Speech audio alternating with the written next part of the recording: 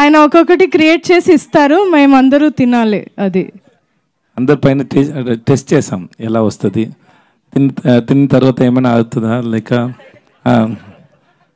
లేదు. షార్ట్ మధ్యలో నాకు చాలా ఆకలేస్తుంది అంటే నిత్య తింటారా, ఆమ్లెట్ చేయనా అని చెప్తారు.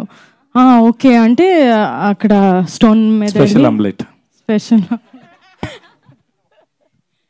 Thank you sir, thank you ma'am. And మనం తమిళ్ వర్జన్లో వాళ్ళిద్దరు ఆ హుక్ స్టెప్ వేస్తే చూసాం, మన తెలుగు పాటకు కూడా వేయాలి కదా.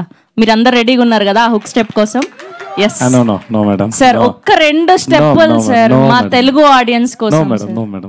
నేర్చుకుని వస్తాను సార్. సేమ్ సార్, ఏం లేదు సార్, లాంగ్వేజ్ సేమ్ కానీ స్టెప్పులు మాత్రం సేమ్. ఇప్పుడు అన్ని మర్చిపోయి ఉన్నా, నాకు ఫీవర్ గా ఉంది.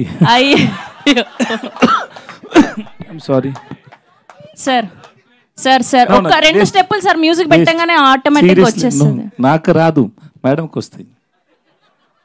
సార్ మేము ఏం పాపం చేసినాం సార్ తెలుగు ఆడియన్స్? నేను ఏం పాపం చేశాను మేడం?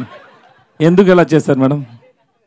పోనీ అందులో ఒక ఫేమస్ డైలాగ్ ఉంది సార్, మేము అందరం కనెక్ట్ అయినాం. ఏంటి అంటే పెళ్లికి ముందు ఏమని పిలవాలి అని. ఆ డైలాగ్ ఆ వాయిస్ నా వాయిస్ కాదు,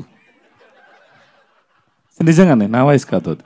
కానీ నా వాయిస్ అలాగ ఉంటుంది కదా, ఎగ్జాక్ట్ గా ఉంది. ఒక టాలెంట్ డబ్బింగ్ ఆర్టిస్ట్ చేశారు. లేదు చూడండి, ఏంటి సార్ ఇంత మోసం చేస్తారు? అంత తెలుగు వస్తే నేను ఎందుకు ఎలా మాట్లాడుతున్నాను తెలుగు? నేను కూడా పాటలు రాసి వచ్చాను. Ram Gaur, okay please off చేయండి, ఆఫ్ చేయండి. Thank you. I like the gentlemen.